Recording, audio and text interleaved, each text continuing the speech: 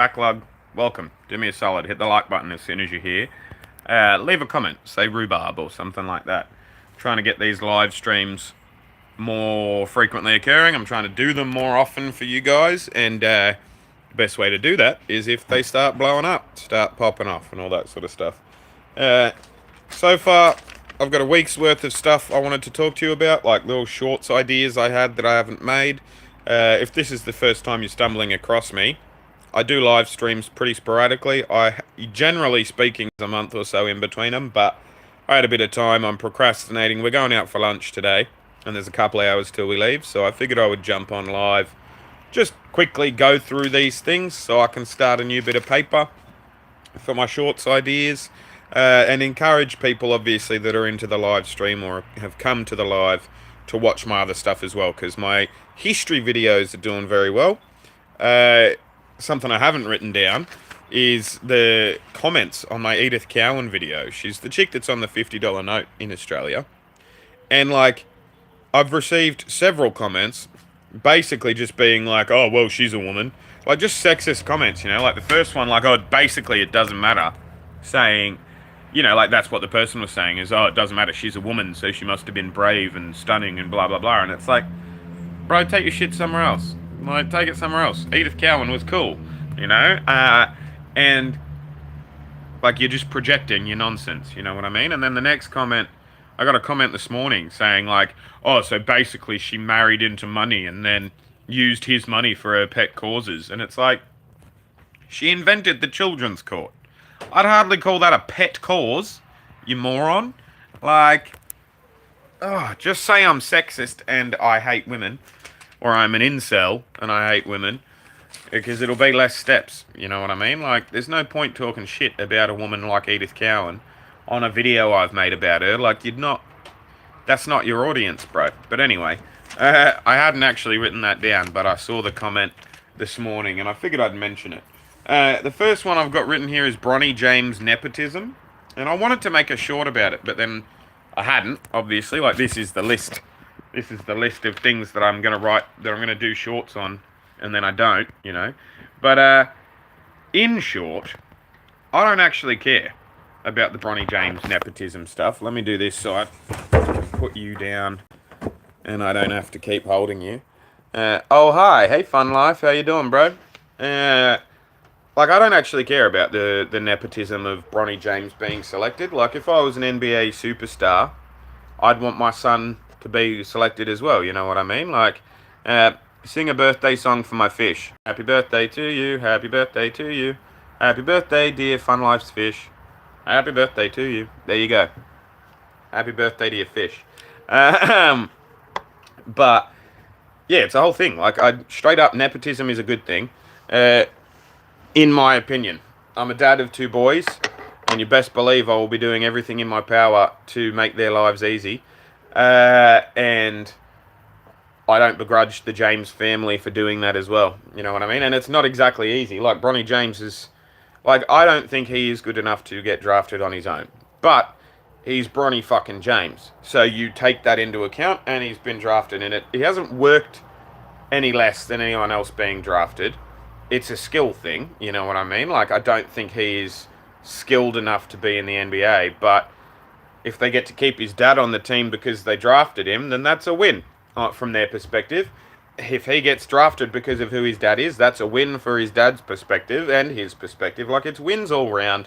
I see no problem with nepotism unless it's, like, in the public sector, you know? Private businesses dealing in nepotism is perfectly fine in my book. And you can take that however you take it, you know what I mean? But I wanted to mention that because there were so many people hitting me up in the comments or hitting up my Instagram inbox being like, are you going to talk about Bronny James? Are you going to talk about how Bronny James is shit? And it's like, he's still far better than I'll ever be at basketball, you know what I mean? Or ever was. You know, whether or not you agree he should have been drafted, like, he could dominate in the Australian leagues here, absolutely. I bet he'll be a fucking phenomenal G League player, you know? Like, it's not a zero-sum game in that sense. Are you from the UK? I'm from Australia, mate. I lived in America for 5 years, though, from between 2018 and the start of this year and whatnot. My kids were born in America. We moved back to Australia in December, as I said. But yeah, so from Australia, but lived a significant amount of time in America, which is where I started the channel.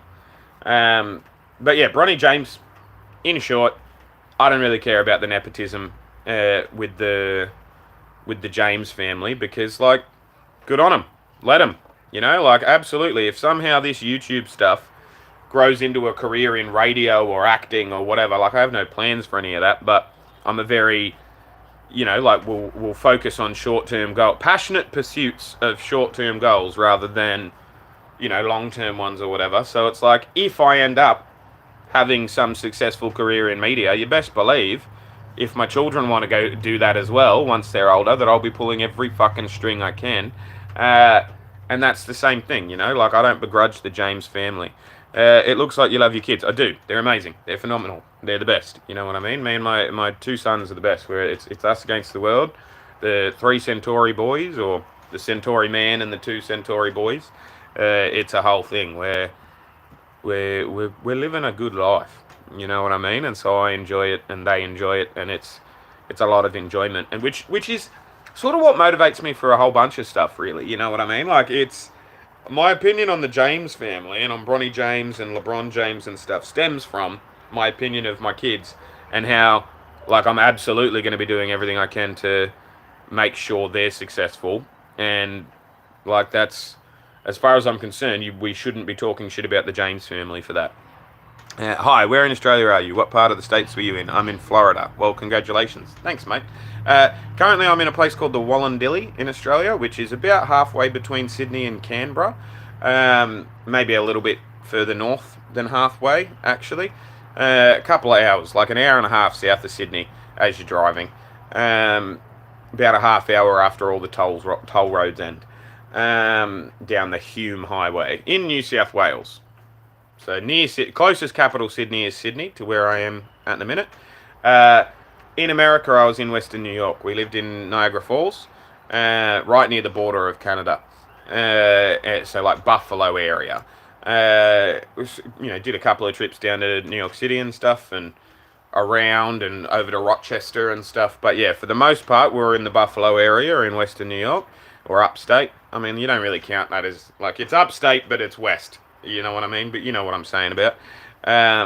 So yeah, we were there for almost 5 years. 4 years and 11 months or something, you know, 4 years and 10 months or something. But it was a good time. I enjoyed America. My ex-wife is an amazing person. She's still one of my best mates. She's still there. Me and the boys are here. And it's like, I'm a different person than the one who left. And that's, like, I was actually laughing with a mate the other day, because he was saying that the problem is, like, because I was not complaining, but we were dissecting aspects of my life now that I've returned. And it's like, it was a whole thing of, like, there are certain people that missed me a lot, and that, like, because I was gone for half a decade, you know, and there are certain people that really liked who I was before I left. And then, now that I've come back, it's a bit of a shock to their system that I'm a different type of person. But I'm much happier now than I was when I left, and I'm far more successful now as a result of the changes I've made, and as a result of the efforts I've made to better myself. I'm a better person for being a parent, and I'm a really good dad. Like, even if I know that sounds conceited, I'm a good dad, and my personality has shifted, and you know, for example, with the Bronny James stuff, you know what I mean? Like, my perspective on Bronny James and that whole nepotism discussion would have been different before I had kids, but now I have kids, I don't give a fuck. And so things like that, it's, you know, a whole mood. And so there are certain people that don't like me these days, now that I've moved back. But as I was saying to my mate, and as my mate said to me, you know, like, I'd rather me like me than other people like me, and I like me the best at the minute than I have ever done in my entire life, you know what I mean? So, things are good, in short.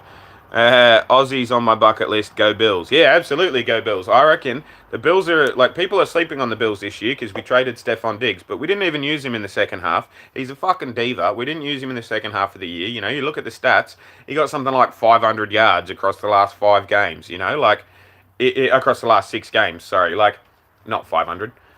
He got fuck all, basically. He got nothing. We hardly used him. Shakir became the number 1 wide receiver in the second half of the year, and he blew up and he did well.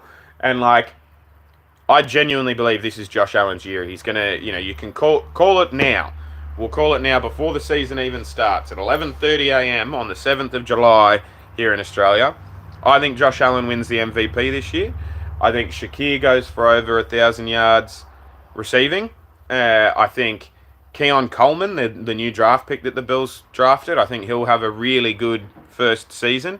But I think our running backs are going to have breakout years. I think James Cook's going to go really well. There's another one there as well that I've forgotten the name of. It's Josh Allen's offense, and we've got a new offensive coordinator that's doing things a bit differently. He's got his first full preseason. Like, people are sleeping on the Bills, I think. I think the Bills are going to have a very successful year this year. But we'll move along in my thing. I'm glad you agree with me. Thanks for chatting as well. I enjoy the back and forth of the comments, and we'll get distracted from this as much as we need to. I enjoy it. I will be prioritizing the comments, don't stress. But yeah, moving on from the Bronny James nepotism dot point I had a dot point for Samantha Mostyn or Mostyn, or the thing I wanted to discuss is the fact that nobody knows who she is and nobody really pays attention, and that's indicative. The fact that I can't pronounce her surname is it proves that point. She's the new Governor General of Australia, most powerful person in Australia, could disband the government if she wanted. She is the Queen, not the Queen's. The Queen is dead. She's the King's representative. She's the representative of the monarchy here in Australia, and she could disband the government if she wanted to under certain rules and regulations and all that sort of stuff. But it is just a bland figurehead position these days. She'd probably get hung in the town square if she ever tried to do that, realistically. But on paper, she could. And she was appointed this week, and I thought it was worth mentioning that, who she was and how that was a thing. Most Australians don't really give a shit about the politics or political aspects of our lives, and yeah, getting a new Governor General is really interesting, especially with it being a woman. It's only the second one we've ever had. First one was a bit of a cunt, so, it's swings and roundabouts. But speaking of being a bit of a C-bomb, Senator Fatima Payman is the next one. I made a long-form video last night on her. I was going to make her short, that's why she's here, but instead I made a longer video. So once I'm done this live stream, go and watch it. It's really interesting. She's been, completely bent over by the Labor Party, and it's just so brazen and so unnecessary, and it's being done out of spite by the Labor Party, who are a political party here in Australia. They're our centre-left, but by American standards, way further to the left than the centre. But they're they're the government in power at the moment. And, a lazy analysis of Australian politics, you'd say Labor Party is like the Democrats and the Liberal Party are like the Republicans. But realistically, the whole Overton window is far further to the left here in Australia. Overton window being the acceptability of, discussions and stuff like that, where the fucking... where people sit of what we're doing and stuff, our Conservative Party is probably actually fairly similar to the Democratic Party on a policy and legislation level, and our Lefty Party is way further left than the Democrats, but it's a whole thing. Fatima Payman was in the Labor Party, union based, and it's she wasn't allowed a conscious vote, but she voted with her conscience anyway, and so they told her to quit the party, which is the same as being booted from the party, and she has, but now they're trying to get her out of politics completely. And I wanted to mention that I support Fatima Payman. I support her efforts and her logic, because the whole thing is the Labor Party is saying they support a two-state solution in the Middle East, like in the Palestine-Israel conflict. And that's their policy, is a two-state solution. And so a motion was put forward to recognise the state of Palestine, and she supported that, and the Labor Party didn't. But she's right when she says it makes no sense to have a two-state solution as your official policy if you don't recognise one of the two states. That's just basic logic. Whether you agree... whichever side of that conflict you're on, and I want to be clear, I'm not expressing my opinion on analysing other people's here, but whichever side of the argument you're on, here in Australia, with Australian policies in an Australian political setting, it makes no sense to say that you believe in a two-state solution without recognising there are two states. You can't. You either need your policy to reflect the fact that you are on Israel's side and you believe in Israel over Palestine, or if you're offering a two-state solution as your ways forward, then you need to recognise Palestine and recognise there are two states there, and that there needs to be a solution involving both of those states. It's illogical to suggest you have a two-state solution as your policy, but that you will not vote to recognise Palestine. That's illogical, and she's correct in pointing out that illogicalness. So I support her in that endeavour. I support her in her challenges with the Labor Party, and it's just another example of how the Labor Party have been the most disappointing government in my lifetime. And I don't mean disappointing as in they've done the worst things. They're not the worst government within my lifetime. That easily would have been fucking Tony Abbott. Easily. Maybe Scott Morrison, but that's just a personality thing. Scott Morrison's a bigger cunt than Tony Abbott is, but from a government legislation perspective, Tony Abbott was around longer and did more horrible things. So it's a thing. But it's from what I thought they would be doing to what they are doing, and expectations wise, your conservative austerity, you can predict that they're going to be conservative and austerity, you know what I mean? So it's if that's, you're not disappointed when Tony Abbott puts in a new tax or whatever, because that's what you expected.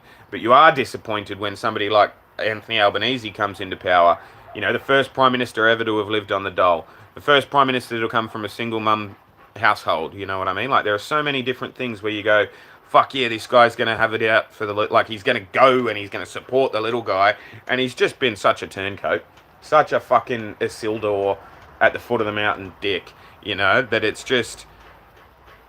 it's incredibly disappointing. Yeah, Anthony Albanese, from expectations to what he's done, it's been incredibly disappointing, and this is just a further example of that with Senator Payman. Our government's a joke right now. I'm not sure if you're talking about America or Australia, but you're right about both. So I agree with that. It's ridiculous. Biden he shouldn't even be running at the minute. He shouldn't be president. He is too old. That's why the 25th Amendment exists, is so that when there are people like that, you can take over, you know what I mean? Or people can take over. He shouldn't. The thing that annoys me is everyone's like, oh, he's too old to run again. And it's if he's too old to run again, what's he doing with the nuclear codes today? Why is he president today if he's too old to run in a couple of months? That makes no sense. We should fuck him off. And I agree, Kamala Harris would be the worst president that America's ever had. And I don't think she should be president. But from a ones and zeros legal perspective, and doing what you can, she should be president now. She should have been president 6 months ago, because Biden is unfit to serve, and that's how that works. In my opinion anyway. And it's just, the Democrats have shot themselves in the foot, and it's hard not to think that they're complicit and doing it on purpose. You know what I mean? It's hard not to think that they're doing it on purpose, because it's just so open and out there, and he's just useless, he's just absolutely, he looks like a fucking Roomba. He bounces, he doesn't know what direction to walk, and it's I prepared wrong, and I had a cold, and I was exhausted, I was too tired, and it's bro, if you can't even prepare to have a chat with a nominee on a stage, a debate is not a fucking big deal. You know what I mean? Everyone's acting oh yeah, he had to do all this preparation and he had to do all this stuff. Christ, this is the man we send to talk to Iran. This is the man we send to, this is our diplomat. He can't prepare for a debate? How does he prepare to fucking do diplomacy? That's nonsense. To suggest that the situation or the parameters around a debate are so overwhelming that it's understandable he wouldn't be able to deal with them. The job itself is harder than dealing with a debate. If he can't do that, what else can't he do? It's crazy to me. that the conversation goes, oh, should he run again? And not, should we 25th Amendment his ass? He's old as fuck. He's basically forgotten who he is. Like, he's dusty. He looks like he'll fucking fall apart and blow away in a strong wind Infinity War style, you know what I mean? Like, it's crazy to me. And that's not an endorsement of Trump. Like, I don't like Trump either. You know what I mean? Like, I'm not a fan of either of them. I think it's an indictment on American society that these are our two options. And it's ridiculous that I have to even mention Trump or talk about Trump when I am pointing out how weekend at Bernie's Joe Biden is. You know what I mean? Like, it's who's actually running the country. Is it Jill Biden? Is it the chief of staff? Is it the fucking, like, who is it? What's going on? Because if he can't even prepare for a debate, he's certainly not doing the diplomacy that a president would normally do, you know? Like, who is doing all of those things? We have a right to know. Like, I believe at some point there's been a coup d'etat in a back room somewhere of the White House and somebody else is in charge, but we just don't know about it. We're not gonna know about it until some intern writes their fucking book in 10 years, you know? Like, it's a joke, and I get mad about it. And you can't talk about the fact that Biden's useless without people pigeonholing you as a Trump supporter. And it's like, nah, bro. Nah. Like, I did actually have a chat with someone the other day who said, oh, well, who would you rather? Somebody who was old as fuck and who you can't really talk with, or a rapist? And, like, I know this is going to sound horrible. I know this is not the answer you're looking for. But if the job is the presidency of the United States, I'd much rather the rapist. At least you can talk to that person. They clearly know how to get out of fucked situations because they're not in jail for that rape. Like, you know what I mean? Like, when the position is of that importance, I'd rather somebody I can have a conversation with and rationalize stuff with, even if they're a horrible person. You know, like, and I don't think it's that fucking controversial to say so. But anyway, it's going to be Big Mike. I can't tell if you're British, American, Irish, or South African. None of those. I'm Australian. And he has 3 weeks prep and his own rules of the debate. Yeah, exactly. Like, you couldn't have made it any easier for him, and he still fucked up. Like, how is he having conversations with hostile foreign leaders, you know? Like, it's not happening. It can't possibly be if he can't even have a conversation when he's set up the entire parameters for it in the debate, you know? Like, he shouldn't be president now, let alone running again for another 4 years. Like, do we honestly think he'll be alive in 4 years, just looking at him? I'm 33, right? And I've known a bunch of old people. I've known people that acted the way Joe Biden acts, and they're on their last legs. It might be an offensive thing to say, that might be upsetting, but I'm a lefty. I'm coming at it from the left. He's too old. We need someone different, and it's not a conservative thing to say that. You know what I mean? Like, it's just fucking crazy to me. But, you know, at the same time, I would prefer a Bobby Kennedy for, you know, across the three of them. And people go, oh, you know, he's anti-vax. He had a fucking worm eat his brain or whatever. And it's like, okay, he's spoken about the fact that he had a parasite in his head, and it's been dealt with and whatnot. Biden's not talking about the fact that he's obviously got dementia, which he obviously does. If you know anyone, if you've in your lifetime known anyone who has dementia or had dementia, like, Biden is showing the signs of having, and that's not a criticism. It's not a personality flaw, you know? Like, I actually genuinely feel bad for the bloke. I'm not looking at it going, oh, Joe Biden's an asshole. I'm looking at it going, Joe Biden's wife and kids are fucking assholes. He should be sitting on a porch teaching his grandchildren about fucking anything. You know, like, he should be going for long walks on the beach. He should be enjoying the last few years of his fucking life, and instead he's dealing with all of this nonsense and being attacked for it. And, like, it's just fucking, it makes me sad. It makes me sad and mad. It makes me mad at the people that are doing this to him and sad on his behalf. But it's also like there have been so many Democrats that we could have propped up and that we could have been running with, and, like, you wouldn't be bitching at me saying, oh, you're just a Trump supporter. Like, you know, Klobuchar, Gabbard, or whatever. If you're looking for a chick, if you're looking for somebody with a mutt, not a dick, because that's how your fucking identity politics rolls, there's, like, Elizabeth Warren would have been better at this point. Not a fan, but she would have been a better option than Biden at this point right now. Amy Klobuchar could say the same thing. Fucking, there was another one as well, I can't remember her name. Like, the Tulsi, like, I get it, she's a bit of a wingnut now or whatever, but it's like, there are so many different options that it's a thing, you know. Just give me a sec. My kids are making some loud noise here, and we'll get into it further in a sec. Hey, what the fuck are you doing, dude? Oh, that's alright. That's cool. No, you're not climbing over. Do not climb over. I'm streaming, alright? Thank you.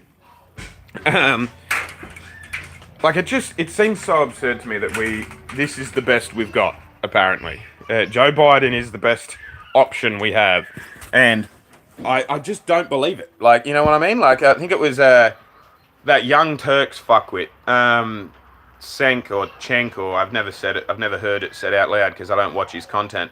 But he's right in the sense of, like, he tweeted out the other day, and, you know, broken clocks and all that. It's he tweeted out the other day that, you know, the party, basically a line from George Orwell being like, you know, they're asking you to ignore the evidence of your own eyes and your own ears. It's like, oh, I had a bad head cold. No, you didn't. You're just old as fucking dirt. And that's okay. You're allowed to be old as dirt. We appreciate your service and we appreciate what you've done for the country. You're a good bloke. Go off and teach your grandsons how to dig a hole. Go off and fucking enjoy their existence, you know? Like, why are you still trying to work in your 80s? Go off and enjoy your retirement, cunt. Like, please. It's crazy to me. But yeah, so like, it should not be a binary choice between Biden and Trump. You know what I mean? Like, it's frustrating. But T.A. Smith getting butthurt that I have an Australian accent and I'm talking about American politics quite clearly. Where are you from? Do you vote in the United States? I'm a green card holder. I am a green card holder of the United States. I lived in Western New York for 5 years. I am not currently there, but I am not just some random foreigner talking about politics. I have a vested interest. My children are American citizens. I'm a green card holder in America. My ex-wife is still living there. I have family that live there and all that. Like, it's not a... I don't vote because I'm not a citizen, but I would. You know, I'm closer to that than just some random fucking... I'm not just talking shit. And I have a lived experience. I lived there for 5 years. So I do know what I'm talking about. It's not just some random person being interjecting. You know what I mean? Well, I apologise for suggesting you were butthurt then, because a lot of people do. They hear the accent and they go, oh, well, you fucking deal with your own country. And it's like, yep, I am. I have two. That's how it works. But yeah, anyway.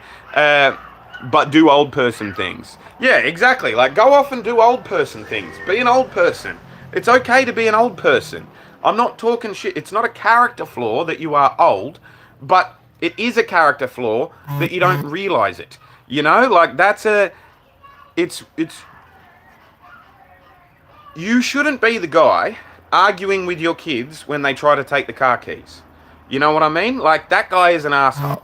Regardless of how nice his life was and what he was, you know, like, why did you jump to that conclusion? I just told you why I jumped to that conclusion, bro, because literally it's the most common thing an American will say when they lead with, you know, where are you from? Do you vote in the United States?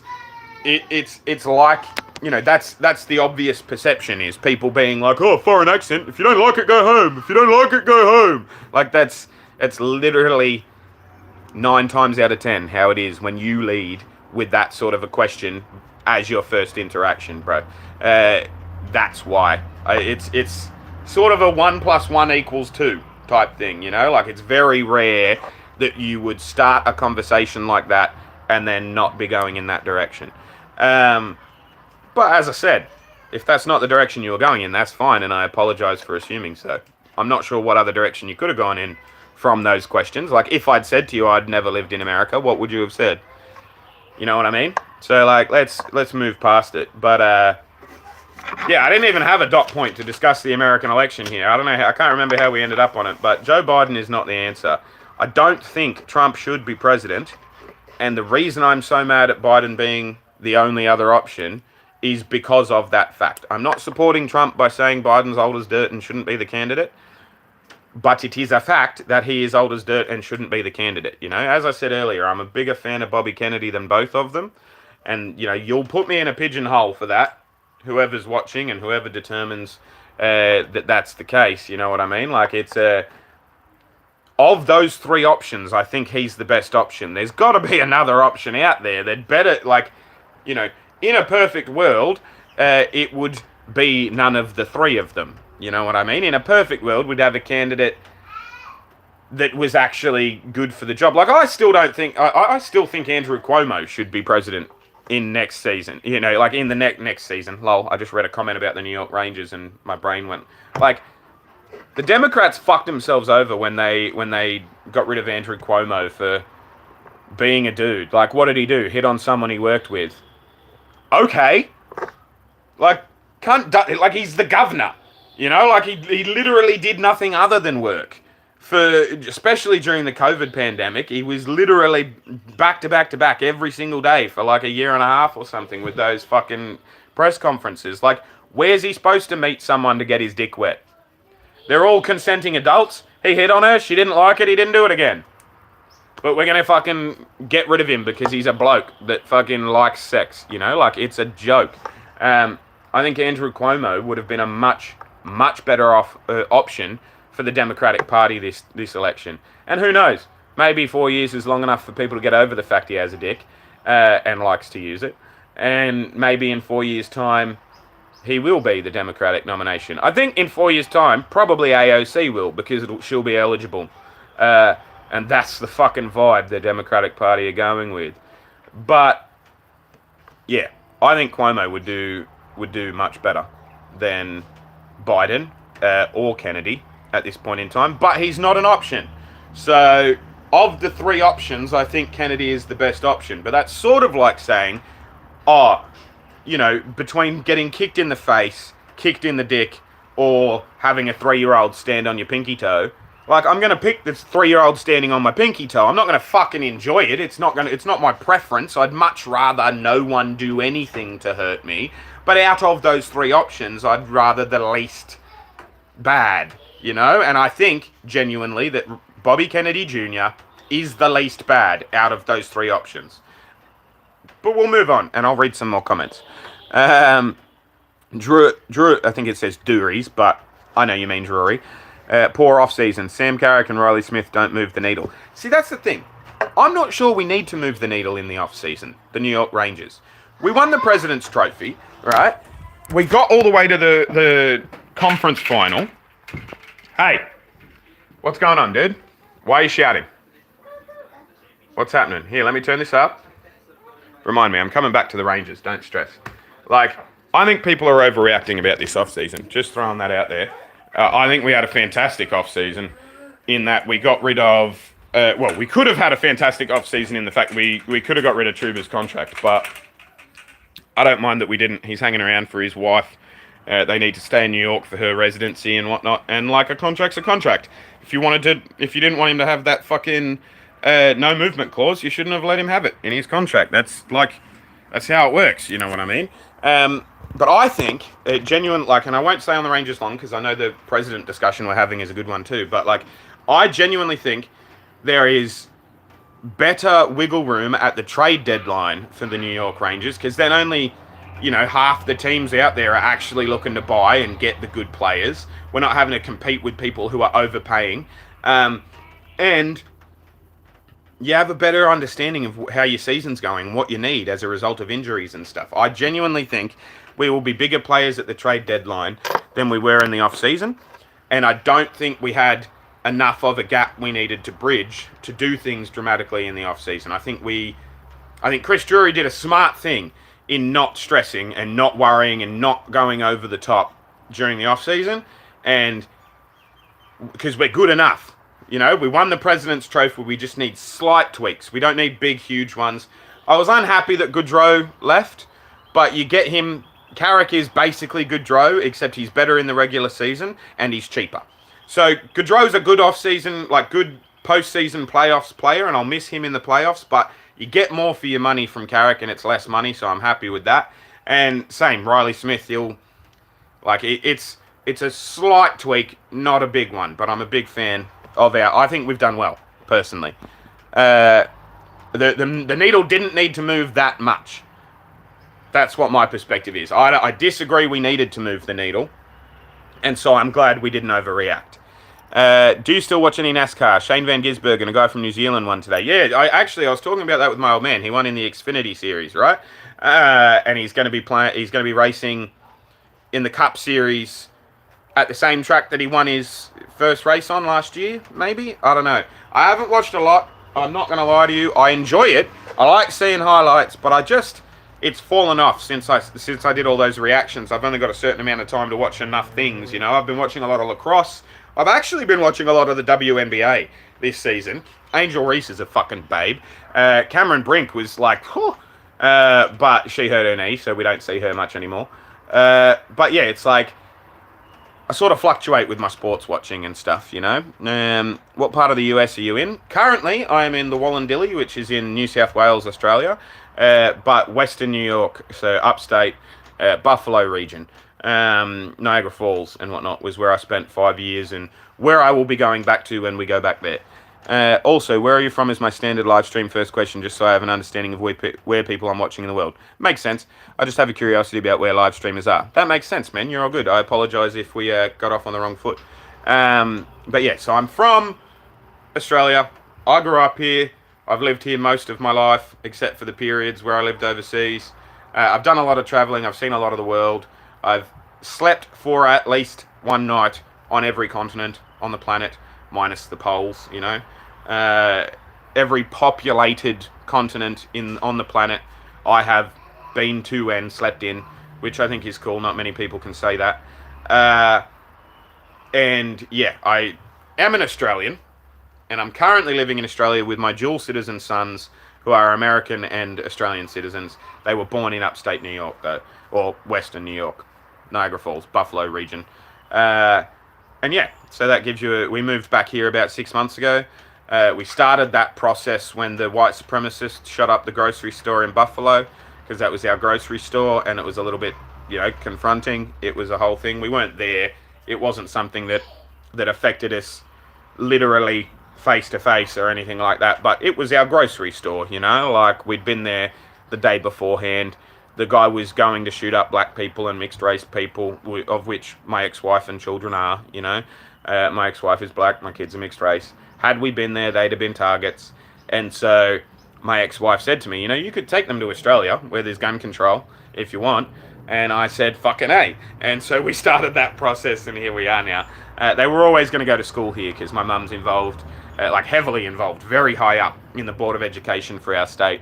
And so they were always going to go to school here because nepotism, and I don't mind nepotism and whatnot. Like, if I can get them any fucking good bits and perks and whatnot in the education system as a result of how high up my mum is, then I'm going to do that. Just like LeBron James got his son drafted. And so it's a mood, you know what I mean? They were always going to go to school here, and when the shooting happened, Shannon, my ex-wife, was like, this is crazy, just take him now, as opposed to 2 or 3 years from now. And I was like, yep, done. So we've done that. But they're still citizens, she still lives there, so it's not like I'm never going to go back to the States. It's not like I'm not still a green card holder.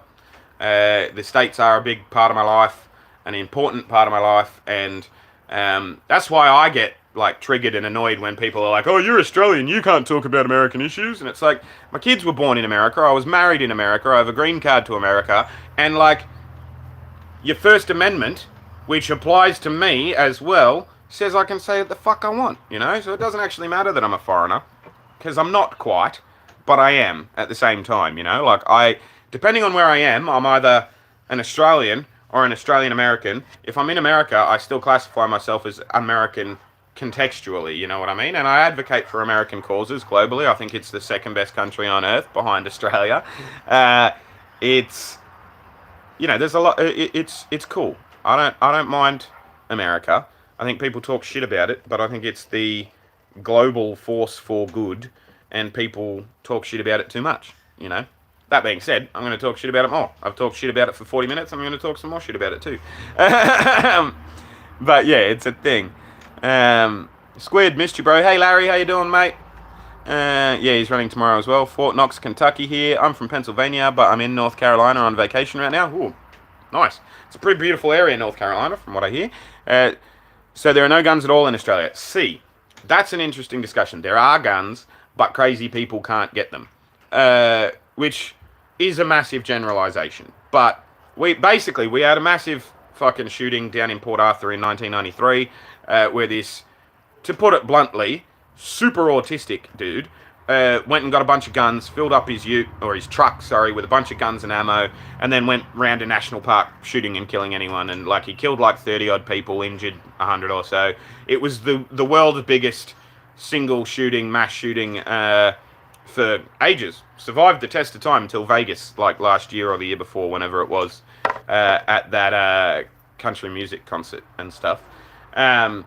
But yeah, we had a massive mass shooting where an autistic dude, and again, not hanging shit on autism, my kid's autistic, I'm calling a spade, Martin Bryant was autistic as fuck. At the time, you would call it Asperger's. It's he was super non-functioning autistic, proper, when you picture, Sheldon Cooper, but with a fucking angry complex, you know what I mean? He was autistic. And it's not offensive to autistic people to say his special interest was murder, and it was a bad thing, you know what I mean? And so our Prime Minister at the time, who was a Conservative, and, it was a Conservative Parliament, we went, oh, shit, maybe we should make it really hard to get guns. And so we did that, and it is really hard to get guns now. I'm not allowed to have a gun here in Australia. I had some in America, but I'm not allowed to have any here in Australia because I'm bipolar, and I've had an official diagnosis from a doctor, so my name's on a list. And if I went into a gun store, of which there aren't many, but they exist, if I went into one and said I want to buy that, I'd show them my ID, they'd get a big red screen, and they'd be like, you have to leave. And so I would. But there are, you're allowed to have guns for hunting and for legitimate agricultural reasons, pest control, or fucking just, you need to shoot your sheep instead of paying a vet or whatever, blah blah blah. Agriculturally, there are guns here. Some cops, there's a specific team of cops that has guns. Most cops don't have guns, which I think is really interesting. Every police officer I saw in America had one on their hip. And a couple of them this one time when they raided the druggies across the road from me, they had big fuck off, I don't even know what they're called, but big fucking things, that they'd then hang over their back and stuff like that, just regular duties cops, which blew my fucking mind. Because yeah, in Australia, your regular duties cops don't even have guns, there's a specialist team. If you need the cops with the guns, fucking, not necessarily a specialist team. There are also specialist officers, so your detectives will have guns. Your fucking senior sergeants will have guns. But your entry-level grunts don't. And your highway patrol don't. And so it's our relationship with guns is very different. I had never seen a gun in my life. I was a 28-year-old the first time I'd seen an actual gun that wasn't on the hip of a police officer. And it was my barber in America. We were talking about gun control and guns in general. And I said I'd never seen one. And he just fucking poked it, it was underneath his fucking apron. And he just leant it against my head while I was getting my hair cut. And said, that's one there if you want to see it. Most confronting fucking thing in that first 6 months. My kids are screaming at each other again. Bear with me. Hey, leave him alone. Stop triggering your brother on purpose. That's not nice. Move away. No, move away. Hey. No, don't make that noise, dude. Yeah, give it a rest. Here, let me pick you up. Okay. Now stop making that triggered noise, because that's why he does it, dude. He just wants to get a reaction out of you. That's all it is. Man, you have fucking trashed this joint, Apollo. We've got to clean this up before we leave in a bit. But yeah, so there's explainable reasons about the gun control. I think sometimes, it depends on your perspective and whatnot. I'm glad that the laws are the way they are here, because it means that I got to bring my kids back here, and my family are involved in my children's lives, whereas they wouldn't have been previously. But it's a whole mood. You know what I mean? Like, I think that guns are they're far too common in America, I think. But I also think that maybe we go a bit too hard here in Australia. I think there's a middle ground that could be found. Um, I don't believe in the type of access to guns that they have in America. I shouldn't have a weapon in my house because I'm too impulsive as somebody with bipolar. I could get mad and shoot someone before I had the ability to stop myself. And that's not me talking shit. That's cognitive reality. The way my brain works. I would, and so it's a good thing that I can't here, and it's a good thing that I had the self control to not buy a gun when, like, or have one in my house anyway, in America. But let me read some more comments. So there are no guns at all in Australia. Basically, like, it's like there are no guns readily available to the everyman, and that's the thing. Actually, I'll talk about this before I move further on. I'm a dodgy-ish kind of guy. I'm not like a fucking goody two-shoes or whatever. I've commit many crimes, like, victimless crimes, non-violent crimes, like weed and drug offences and stuff like that, or driving offences and stuff. Like, I'm not a full-blown fucking dick, criminal type, but I'm also, like, I live on that line and whatnot, and I think that it's good that people like me can't have guns. I think that's the thing, but it shouldn't be so difficult for the farmers to get some. Does that make sense? I think it makes sense. But hopefully it makes sense to you guys. What time is it in American? It's 3 a.m. in England. So currently in New York State, it'd be about, I think, 9 o'clock. I'm not going to open my phone and check, but I could be wrong.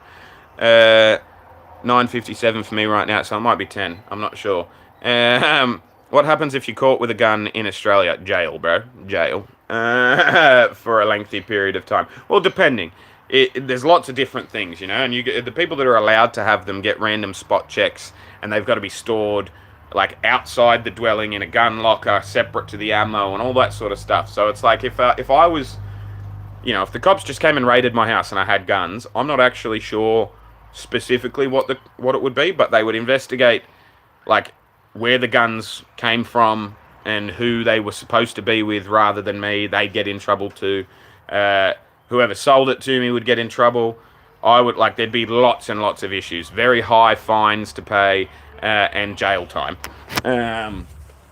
Just for owning it. That's not even for using it. Just for owning it, Hey, leave him alone. It's not nice. Why did the TV stop? Alright, yeah, I got you. Where's the next live? The car racing finished, did it? There we go, top 10 shootout. Bear with me. Shootout, huh? That's funny. Townsville, top 10 shootout. Let's do this, dudes. And now it's loading. There we go. There it is again, dude. See? No need to complain. You're all good. But yeah, if you're caught with a gun in Australia, you're fucked. You're up shit creek without a paddle, basically. You will face the full criticism of the law. What else is there? Same as Master Snake, Eastern Time Zone. Squid is American affected, lol. Yeah, that's a good way to describe it. American affected.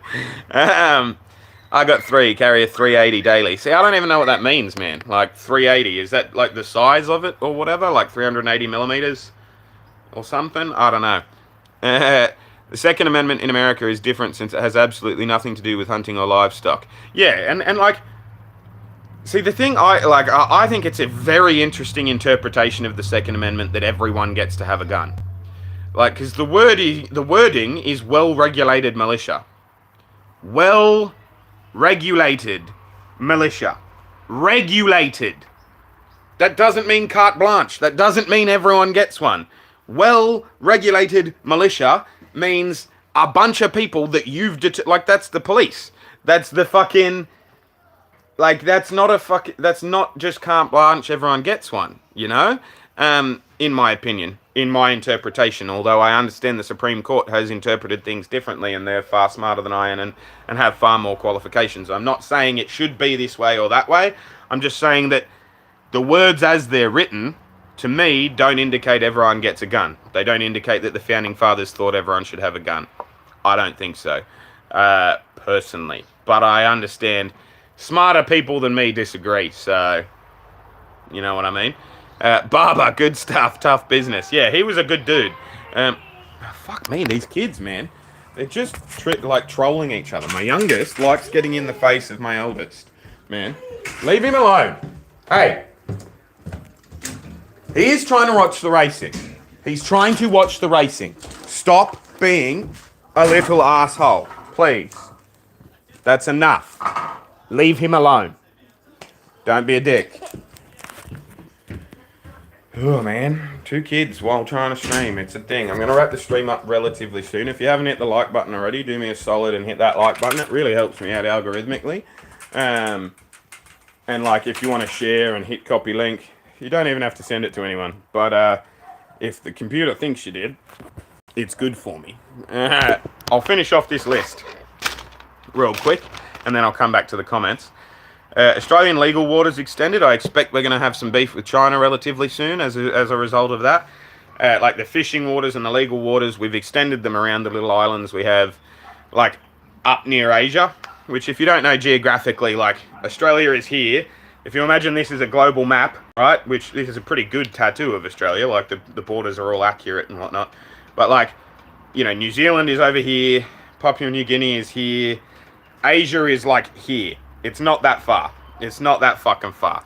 And so China and the South China Sea and all that sort of stuff, like, we're going to be where America refuels their ships in World War III and whatnot. Like, our position in the Pacific is supremely advantageous to the Allies and to America in general and all that sort of stuff. And we've just extended our waters around the little sporadic islands we have up in that region, which we did on the sly, and we tucked it away, and we tried to not make a huge announcement about it, but I heard about it and I went, ooh, that's going to be controversial to a bunch of different Asian nations. That's interesting. So I wanted to talk about that. Greece is floating the idea of moving to a 6-day working week, which is the opposite direction that I would like. Felt like mentioning that as well. They're about to have it move from a 5-day working week to a 6-day working week for some sectors, and I think that fucking sucks for the workers of the world, and we should unite. That'll trigger some of my American friends as well, though, because, you know, you throw out any communist sort of lines like that, and they're like, Red Scare, commies bad, and, you know, I think there's a middle ground somewhere to be had between those two things. The commies had some good ideas, even if they were batshit crazy in the end. MLC, cricket on Amazon Prime. I'm really pumped about the new Major League Cricket competition in America. I think they've poured some money into that. There are some awesome, cool suburban grounds that I would love to go and watch a game at. They've got some really big names to come out and play, you know, like Rashid Khan, Pat Cummins, fucking what's his name, Rohit Sharma, you know, like there are big cricket names that have come out to play in the Major League Cricket in America. And I tell you what, if we could get 1.5% of Americans, if we could get 0.5% of Americans to be interested in cricket, that is globally a game changer for the sport. And I think that the MLC is a really cool idea, and I'm glad that they're doing it right and that they're pouring money into it, not trying to do it half-assed, you know what I mean? The crowds are pretty poor in this first season, but that's to be expected. You got to build it and then they'll come. It's annoying to me that Amazon are the ones that are covering it, that it's on Prime, you know what I mean? I think that Amazon, like, I understand that they're trying to get into the sports game and they're trying to get into sports streaming. They have the football and stuff on Thursday nights in America, and, like, I get it. I understand that that's what they're going for. But don't do it until you can. They don't have the, like, I don't know if it's the know-how or if it's the actual hardware or whatever it is. Like, they just can't cover cricket very well. I didn't mind them football-wise when I was watching Thursday night football and stuff, but they haven't got the good, like, expensive commentators. They've just got people filling the space with the air, and there is a difference, you know what I mean? There's a difference between commentating and talking along with a game. It's a skill. People get university degrees in it. Like, and they don't have very skilled commentary. But also the camera work's not very good, and the special effects, like Hawkeye, like fucking, they don't have many of the special effects that the TV channels that have been doing it, or the broadcast channels that have been doing it for 20, 30 years, they don't have those. And so it's like, it's cool that they want to be part of the branching out of the sport in America. I think that's dope, but I think that they would be better served if they went and like stole some fucking industry leaders from other channels in order to do that, you know? Like, and it doesn't matter what the price is. Go and get Ravi Shastri out of India. Go and get Mark Nichols, you know? Go and get these big name commentary cricket aficionados, because they'll be able to help you in other aspects. Mark Nichols is a businessman, you know what I mean? If you put him on the board, he'll help you with commentary, he'll help you with advertising and marketing, he'll help you with all sorts of fucking things. You just need to get the right people and put them in the right places, I think, and I'm not sure they've done that yet, but I'm very excited for the future and the progress of the league. New online dating laws. I didn't look too much into this, but there's a whole bunch of new online dating laws in Australia that have just gone into effect. They're universal across like Grindr, Bumble, Tinder, Plenty of Fish, all of them, every single one. You get banned from one, you get banned from all of them, and I think that it's really interesting in the global space we're in, that it's like it's straight up censorship. If you send a dick pic to someone on, you know, this app and they hit a certain amount of buttons, now you're not allowed to engage in romance online at all. And it's like, I just think it's very authoritarian. You know what I mean? Like, don't tell me what I can and can't do with flirting, you know? Like, if I get it wrong, I get it wrong. And she thinks I'm a creep. Like, what's been wrong with the consequences we've had for online dating thus far? I don't think there's been anything wrong with the consequences we've had. People, like, society judges itself, you know what I mean? Like, but then again, I am coming from a very privileged position of being a relatively physically apt, you know, like I don't have a fucking six-pack, but you can see where my abs are. And like I've got broad shoulders. I'm a reasonably fit 33-year-old man. So I understand that the power dynamic in relationships is very different between me and a frail little girl who, you know, might get bashed or whatever. Like, I get it. I'm not scared of anyone that I'm dating online. I am not. It's not a confronting process for me, whereas it is for other people. So maybe these laws are good for those people. I don't know, but they seem fucking crazy to me. Britain not deporting asylum seekers anymore. They're not sending them to Rwanda. The election. This is the last dot point, and then I'll come back to the comments section. As a result of the huge sweeping election win that the left won in England, and the Tories are out. They had their worst vote ever. Like they've got something like 106 seats out of the possible 600. It's the worst they've ever done. And so their immigration policy of stopping the boats is being completely torn up. And the new Prime Minister has said that he's going to halt the Rwanda, was it Rwanda? Some African nation that they were going to send all their asylum seekers to. He's halted that deal, and I think that's cool too. Regardless of what you think, and I do think that borders, like I don't believe in open borders. I don't think borders should just be laissez-faire, like whatever, come in. Like we should have borders, and it's a requirement for countries to know how many people are in their country and who's passing the borders. Like, just from a logistical standpoint, apart from anything, I'm not suggesting that it's a bad thing in any way, but like, if, for example, in Australia, we have universal healthcare, we need to be able to budget for universal healthcare. And we can't do that unless we know all the people that are in the country. And so we need an efficient border force or border process in order to ascertain that.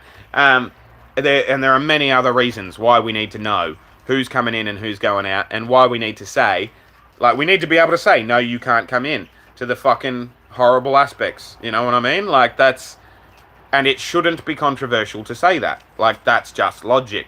However, in saying all of that, asylum seekers are real, and it is a fucking genuine process, you know? Like, there are parts of the world that fucking suck, and that are fucking shit, and that just blow each other up on blowing each other up for generations, to the point where they don't even know why they're doing it anymore. They just hate each other.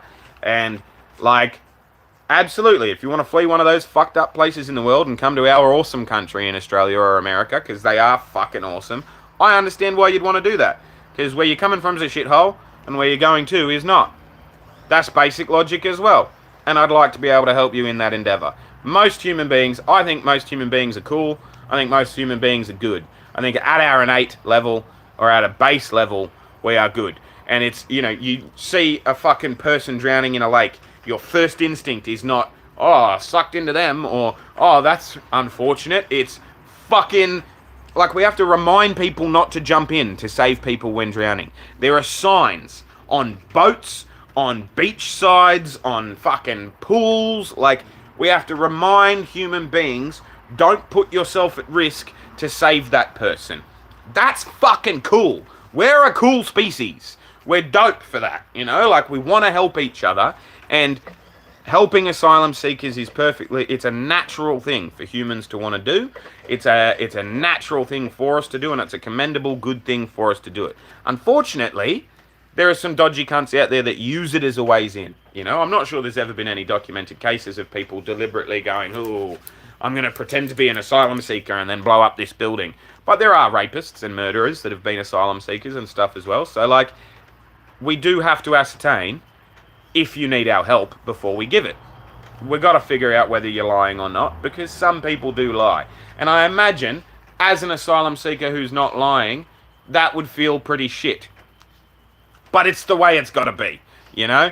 And so, I am not saying offshore processing is a good thing. It's not. Let them come here.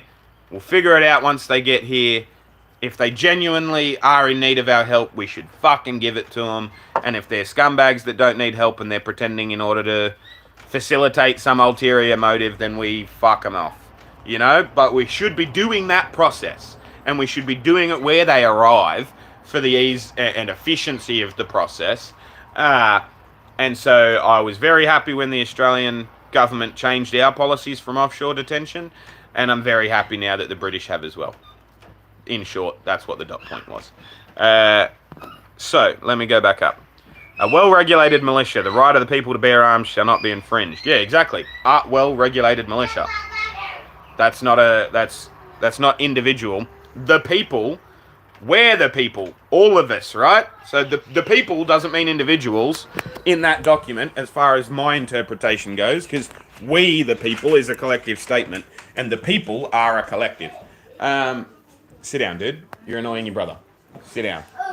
Don't be a dick. I'm going to get you guys more drinks, okay? You want a cordial or a juice? You want an apple juice? This is a bit sporadic at the minute, but we'll get there. A well-regulated militia... Yeah, there we go. 380 is the bullet size, just below 9mm. A size smaller than what cops typically carry. Nice. So is that like one of those ones that'll, like, slow someone down but not kill them? I suppose it depends where you shoot them, really. If you shoot anyone in the brain, they're going to die. Bear with me, alright? Just a second, JJ. Hey. That's enough. But yeah, that's interesting. But this is what I mean. Like, I don't know anything about guns. I straight up don't know anything about guns. To the point of, like, ignorance, you know? Like, I probably should. If there was a zombie apocalypse, I'd wish I knew more.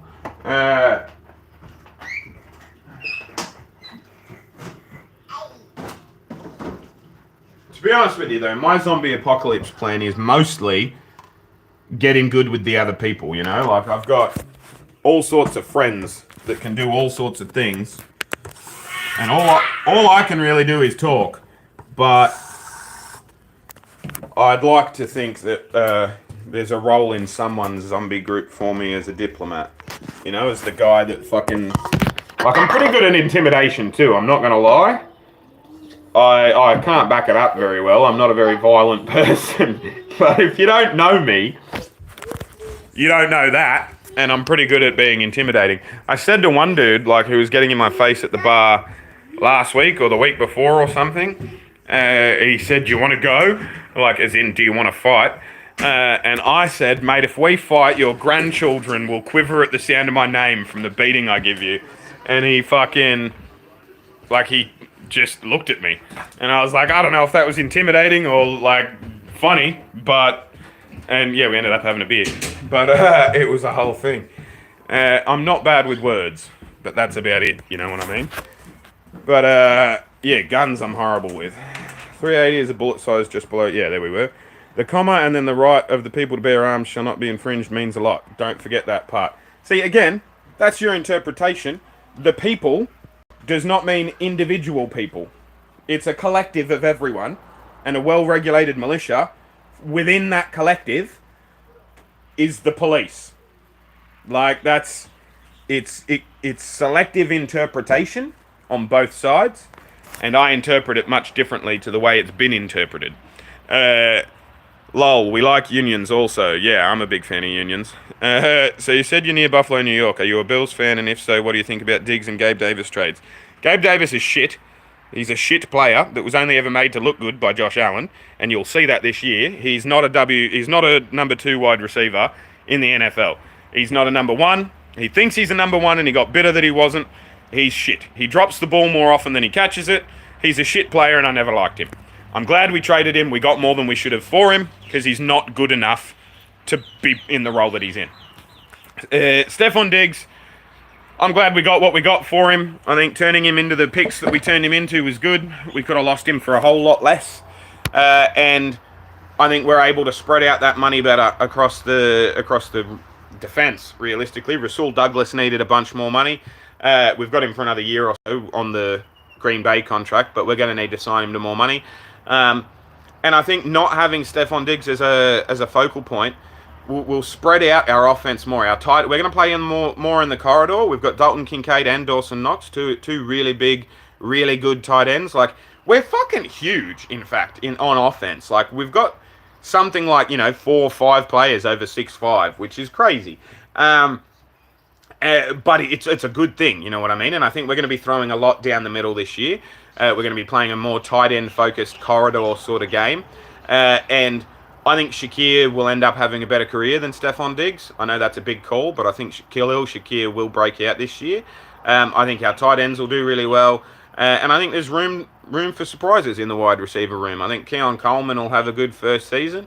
But yeah, in regards to the Diggs and Davis trades, Gabe Davis I was never a fan of. I thought he was a horrible footballer, way overrated, and took plays away from people like Shakir and Kincaid when we could have been more successful with our rookies last year. And so I'm glad he's gone. Ambivalent about Steph Diggs. I'd have liked him to stay on the team. I'd have liked him to have the success.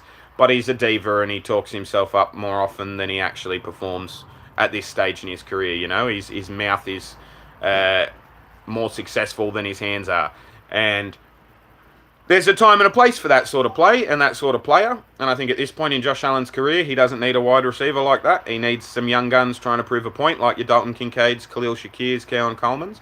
And I think that the trades were timely, if not like what we wanted. You know what I mean? I think the people are looking at the Bills offseason like it's a catastrophe. And I'm looking at it going, sure, it could have been better, but like, the groundwork is still there, you know what I mean? Like, sure, we fucked up the plumbing on level 13, but we've still got 12 floors underneath us that other people are trying to build. That might be a shit metaphor, but I feel like we've got... So long as Josh Allen is the quarterback of the Bills, I'm not worried, you know? And I think Sean McDermott is a good coach. And so, yeah, I'm quietly hopeful and not as annoyed as most Bills fans in regards to the Davis and Diggs trades. Have you seen any A7FL yet? 7 versus 7 full contact football with no pads, how we actually play growing up? No, I haven't. That's cool. I'm going to look into that. Larry Ladder, that sounds awesome, just like I played it in gym class. Yeah. The way Asylum... okay, so we'll get to Asylum Seekers in a sec. But yeah, so 7-a-side footy, that's football, that's fucking cool. No pads. Like, how do they deal with all the concussion stuff? Like, that's a bit... Obviously, it would be fun to watch, and I'm not saying they shouldn't be doing it or anything like that, you know what I mean? But it'd be interesting to see how they get away with it legally and whatnot. Like, do the players have to sign a waiver or something? Like, that's what they should do in the NFL as well. Like, fuck all this nonsense about, like, trying to do shit with the helmets and trying to change rules to avoid head clashes and stuff. Just in order to enter the draft or be signed as a free agent, you need to sign a waiver that says, yep, I acknowledge my brain will probably be mush when I'm in my 60s. But, you know, like, that's the whole thing. Like, I don't fucking care. I don't care. And I'm sick of pretending like I have to. You know what I mean? Like, it's... Like, since when? Like, everyone has always known that if you have a long football career, you're probably not going to live into your 70s. Everyone's always known that, but it's a risk people take, and it's a trade-off people take, especially in the NFL, when you're getting paid literally hundreds of millions of dollars across your career. Like, that's generational wealth. people decide to make that sacrifice and make that risk, or take that risk. You know what I mean? Like, we shouldn't be removing the option from consenting adults to do what the fuck they want. It's that's what it comes down to in mine. Just get them to sign a waiver. Hopefully that's what these guys have done too, and they don't get fucking sued for it. But anyway, the way asylum seekers law internationally is written, they're supposed to seek asylum in the nearest free country to their original country, not skip straight from the Middle East to America. See, again though, that's a very common thing that people say, and they're supposed to seek. When you say the nearest free country, it's like the definition of free is interesting to me, because people say that a lot about the asylum seekers we get from Afghanistan. Because I wish I had a global map just here, but basically they can go through, I think, Pakistan, I think that's what it is, and get to the ocean, and then they can get on a boat and sail past a bunch of countries and land on the top northwest point of Australia, up here where all the crocodiles are. A bunch of them get eaten every year because they rock up, try and find civilization, and don't. But it's what's your definition of a free country? Because a country that's going to send them back is not a free country. A country that where they arrive to and they go, oh, we're sending you back where you came from, that's a death sentence. A country that is hasn't signed the UN Charter for Asylum Seekers is not a country you want to land in. So that rules out a bunch of the countries just outside the Middle East. There are lots of different factors at play, you know what I mean? And ostensibly, going from Afghanistan or somewhere else in the Middle East, you want to get as far away from the people that can kill you as possible, and I don't actually care which country they pick. You know what I mean? A lot of people will call them country shoppers or whatever. I think it would be a bit rich for me, personally, to critique country shopping when I have been to so many different countries across my lifetime as a tourist or as a just as a person wanting to go and check things out. And as an immigrant, I moved to America. I set up my life there. That's not where I was born. And I did these things not while running for my life by any stretch of the imagination or feeling threatened. I did it from a place of privilege. I'm an Australian citizen. No one's going to fuck with me. We've got the might of the American military behind us. And it's what's that? There's an old saying that fucking comes from Rome, and then the British and now the Americans use it and whatnot. But it's basically the sun never sets on the empire or whatever. It doesn't matter where I am in the world, I've got the Australian military and therefore the American military, because we're fucking like this. You guys need us as much as we need you, and don't forget it, because you'd be fucked globally. Pine Gap is where you run all your fucking spy satellites from, and where all your knowledge comes from. If it wasn't for our military base in the middle of bumfuck nowhere in Australia, the American military wouldn't know where they were going.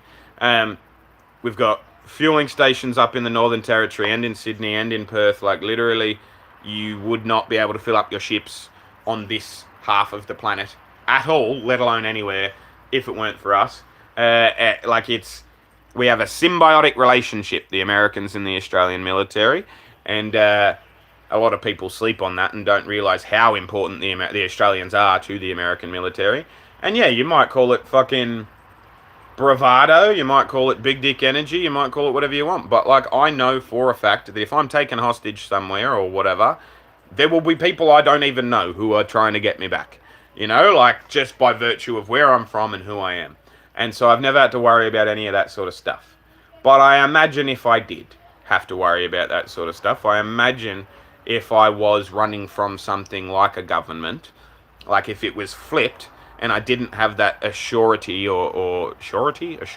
you know what I'm saying? If I didn't have that confidence in my country and my country's alliances, I probably wouldn't stop in countries that I wasn't 100% certain about either. You know what I mean? And that's my whole thing with Israel-Palestine too. We've got to a point where in this chat where it's I don't believe in a two-state solution. I think the whole area should be Palestine, and we should give a chunk of Australia to Israel, and they can be Israel there, because there's no one fucking there to displace, and it's pretty much the same as Israel, bunch of fucking sand with a bit of water. And I know that sounds fucking silly, and it sounds like I'm not being serious, but I am. It's less than 100 years ago that we gave, like, this collection of Jewish people a space, and I get it, their space is mentioned in the Bible, and it used to, before countries were a thing, it was a country, it was an area and whatnot, and so I understand why they wouldn't accept that, and why they want their holy land, and blah blah fucking blah blah blah blah blah. But it's just an unremarkable part of the world. As someone who has travelled a lot, and who is an atheist, and doesn't give a fuck about the holy land of any of the religions, you know what I mean? Like, it's just a bit of dirt, there's plenty of them around the world. Like, it's just such an unremarkable part of the world. If you ignore the history, which I understand not many people want to do, because, you know, birthplace of Jesus, all that sort of stuff. Like, just from a looking at it and in experiencing it sort of place, it's a shithole. I don't know why you'd fight over it. You know what I mean? Like, if I lived there and somebody came and put a gun to my head and said, I want this place or I'm going to kill you, I'd say, okay, have it. I'm going to go to Switzerland. There's really nice mountains there. I'm going to go to the outback, you know? I'm going to go and do this. I'm going to go and do that. And, like, maybe it's just because I don't have that connection to place like they do. And I understand I'm sounding ignorant here. But let's just give Israel a different spot where people aren't. Like, we gave them a spot people were. And they've hated each other ever since. Why don't we not do that? You know? Like, that's just my philosophy. And it's weird to me, you know? Like, why would you want to stay somewhere where they're constantly blowing you up? Just let them have it. Like, it's an unremarkable part of it. Like, if it was the Kimberley or something, you know, like where it's fucking natural rainforests and lakes and or the Everglades or something, you know, like if it was an actual decent part of the fucking world, but it's just sand and sunshine. Why are you fighting over it? Who gives a fuck? It's like, why do you like living there? It's, and I understand how horrible I sound when I say that, you know what I mean? But it's just like, oh. Anyway, though, I would just live somewhere else, personally, from either side of the conflict. You know what? I would look at it, think critically, and go, you know, if I was from Israel, if I was a Jew, I would move to America. Second largest population of Jews in the world, probably the best country in the world to be Jewish. You know, because you're not getting a whole bunch of Muslims from all different directions trying to blow you up. Even though Israel is a Jewish country, you know what I mean? Like, it's a thing. Probably better to be a Jew in America than Israel. And if I was Palestinian, I mean, I'd probably get blown up because they don't have many options to leave. But I would go elsewhere. Jordan, Egypt, one of the fucking other Muslim countries in that region, you know what I mean? Like, it blows my mind that we're still at a point where they're fucking killing each other for shit, you know? Like, just move on. But yeah, we will move on. They're still figuring that part out, yeah. I'm a Seahawks fan, and I feel like we have a really good receiving core with Metcalf, Lockett, and JSN. Also, we have a very young defense that's going to break out with Witherspoon. Yeah, look, I think the Seahawks are a decent quarterback away from being a playoff team, without a doubt.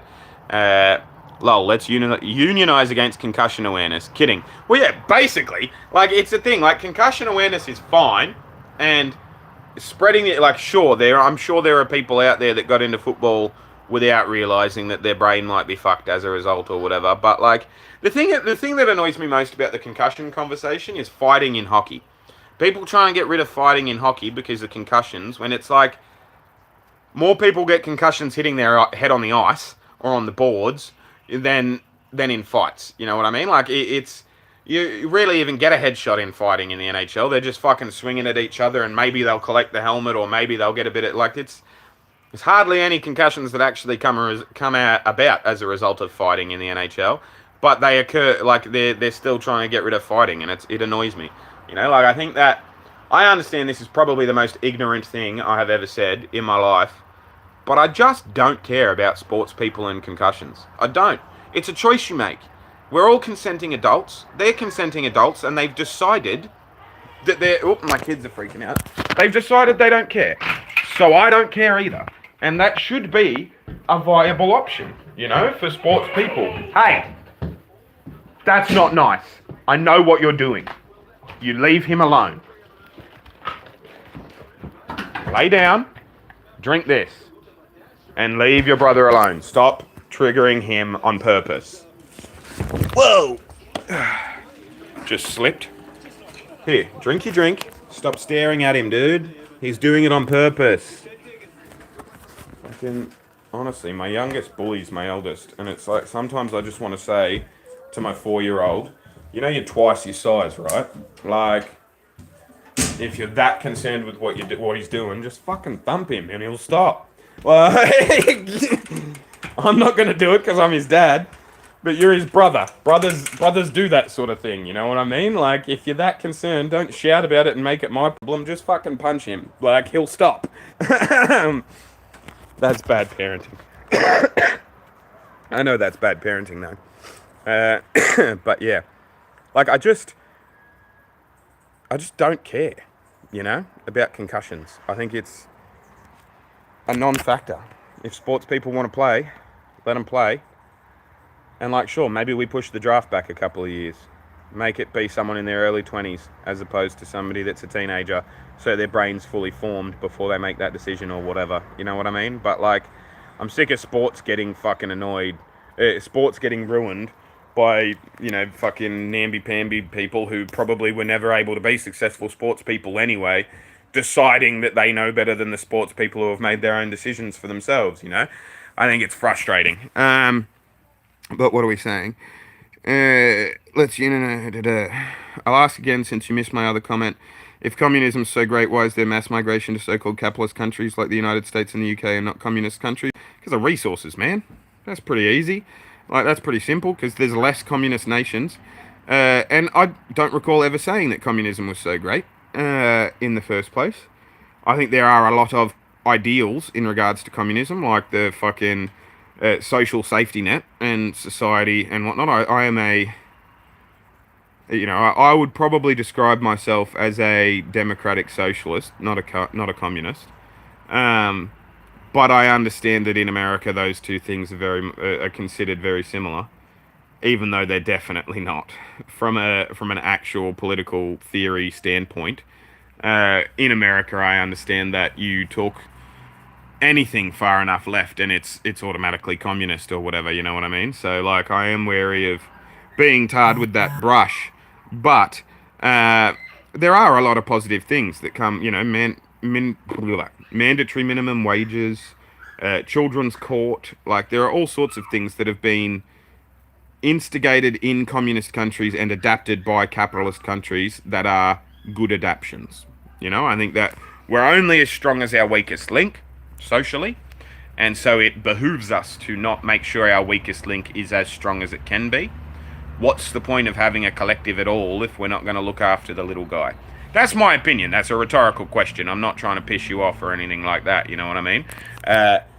I think that there are too many avenues for authoritarianism within communist societies and within communist countries. I honestly think that there's a very limited scope of how you can instigate communism because of, like, the bloody way you would have to do that, you know? Like, it's hard to put forward a everyone's equal plan when you have to kill a large section of the ruling class to make it happen, you know what I mean? Because then not everyone's equal. You've determined who's more equal than others, and that's, or you've fucked your own political theory before you've even enacted it, you know what I mean?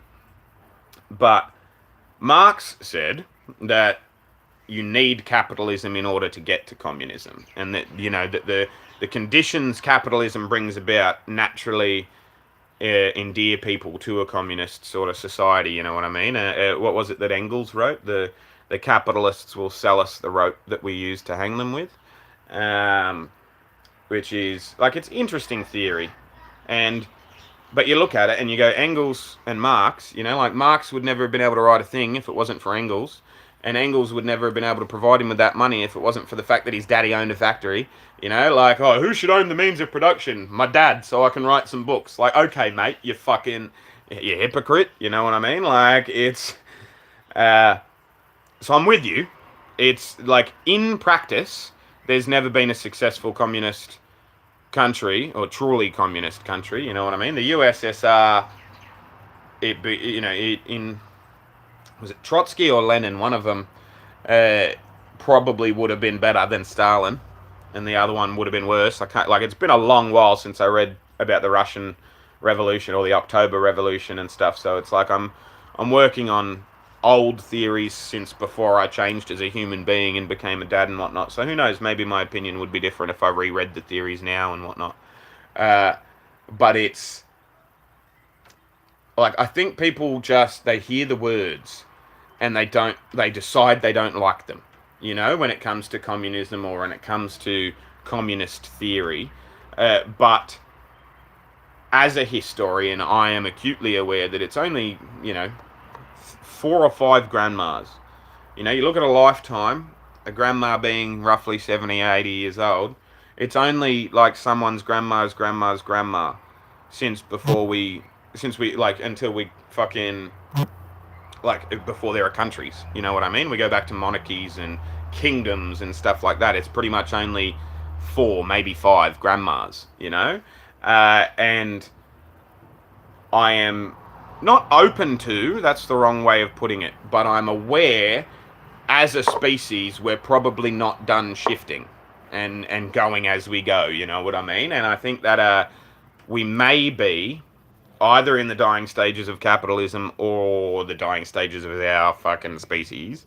But I disagree with that notion too. Like, people talk to me all the time about how we're going to blow ourselves up, we're going to wreck ourselves or kill ourselves or whatever, and I think we're the pinnacle of the universe. We're fucking dope. We're awesome. We've never encountered a problem we can't fix. That's why we're still here right now, and I think we'll figure it out. I'm not sure it'll stay the way it is forever though, and so a lot of people, I think, get stuck on, oh well, the way we're doing it now is way better than that, and I'm like, well, we could grab a bit of that, grab a bit of that, grab a bit of that, and move forward as a collective.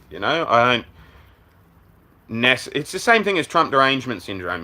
People hear Trump and they go, oh, orange man bad, and it's like, he's done some good things. He did some good things. He did.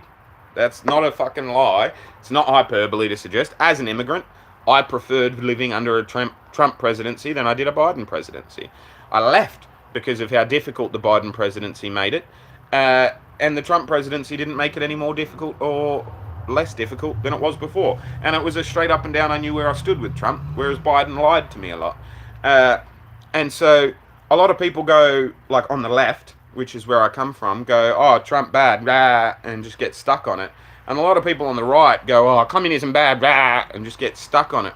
Whereas it's like, if you ignore the label and you just look at the substance, there is a lot of good in both of those areas. I've been talking for an hour and a half now. This stream's gone way longer than I thought it would.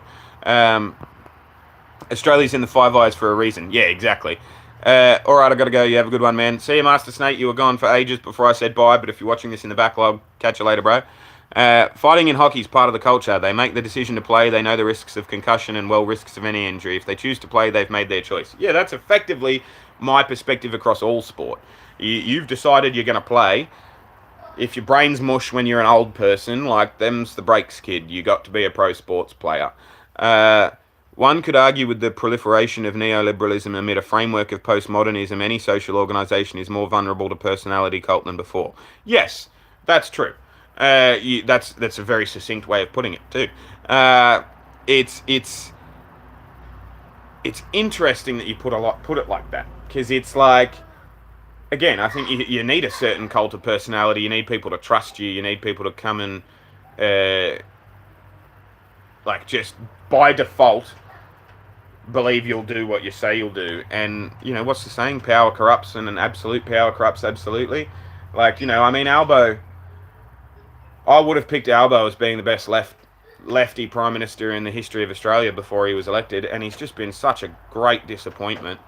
And it's probably because he's been trying to avoid a cult of personality, you know what I mean? And so it can go the other way as well, I think. But you're right. Individuals' world available to them has grown spectacularly, but the depth individuals are willing to insulate their ideas feels like it's narrowing. Yeah, it's like it's a An interesting way of putting it. Like it's a one could argue this is the same person back to back. One could argue with the proliferation. One could argue with the proliferation. Fucking why is that word difficult to read? One could argue with the proliferation of neoliberalism amid a framework of postmodernism that any social organization is more vulnerable to the personality cult than before. Individuals, world available to them, individuals is like multiple individuals, world available to them has grown spectacularly, but the depth individuals are willing to insulate their ideas feels like it's narrowing. It's worthy of repetition, I think, because I think that's an interesting assessment, and I don't think you're wrong. Uh, that same person has just commented again. I'll come back to the other comments in between it. Don't worry. It's like, despite we have more of the world available to us, we protect our ideas or concepts even more, despite diversity being more available than ever before.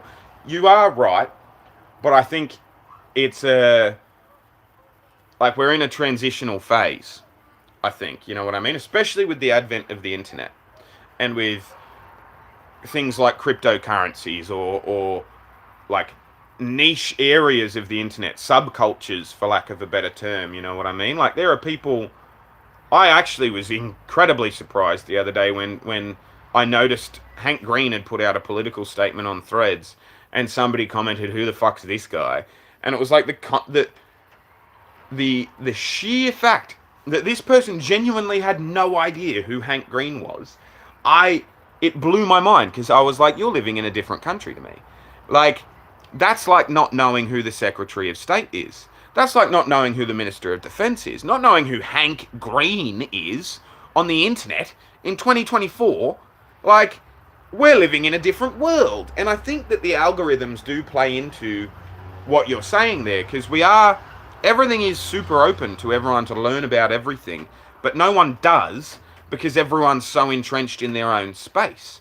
And so it's like, this rigorous defense of their way of life, as opposed to the sharing and commingling of ways of life. Like, you make an interesting point.